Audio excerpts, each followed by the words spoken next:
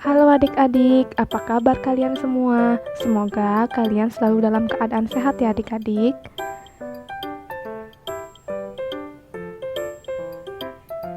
Nah, adik-adik tahu tidak?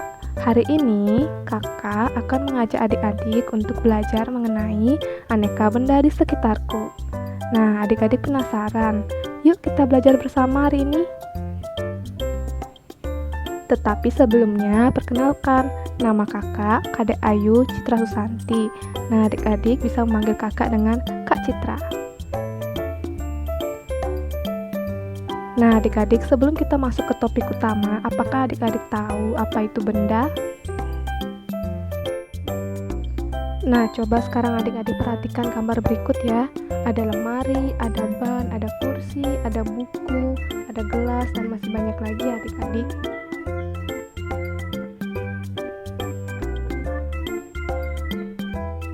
Nah, adik-adik, jadi benda adalah segala sesuatu yang ada di alam dan mempunyai wujud. Benda juga bisa disebut sebagai segala sesuatu yang menempati ruang dan memiliki massa ya adik-adik.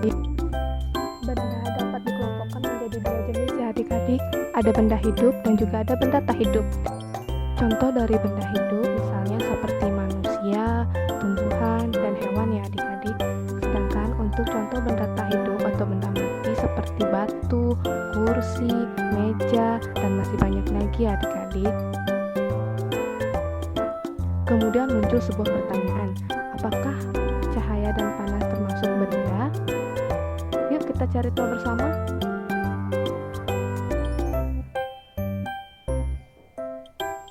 Nah adik-adik, cahaya dan panas atau sering kita sebut dengan api itu bukan benda ya adik-adik.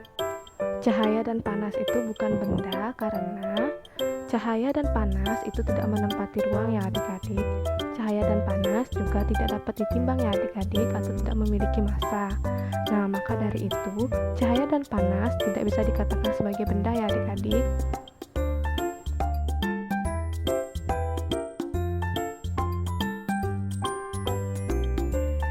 Benda dapat dikelompokkan berdasarkan sifat fisiknya. Sifat fisik benda misalnya warna, bentuk, dan juga ukurannya ya adik-adik. Nah, untuk yang pertama yaitu ukuran.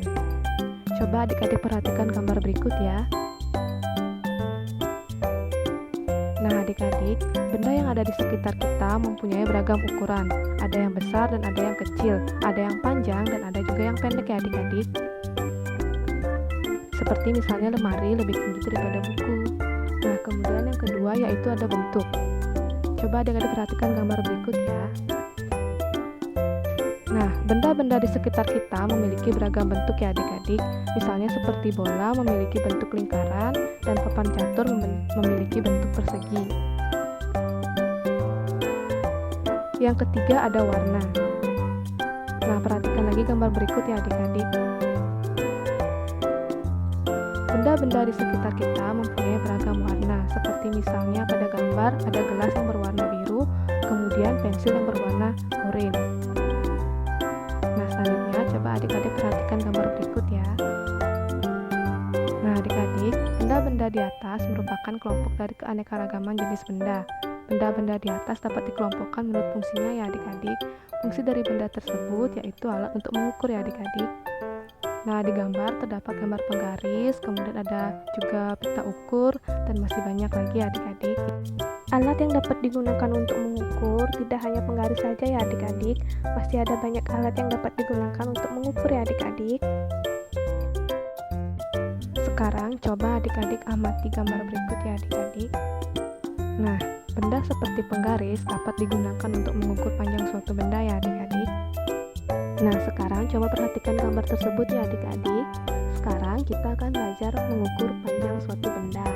Misalnya, kita akan mengukur panjang suatu benda yaitu penghapus.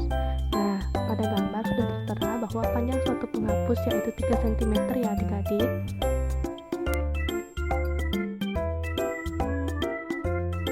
Nah, adik-adik, tahukah adik-adik bahwa benda-benda yang ada di sekitar kita dapat menghasilkan bunyi?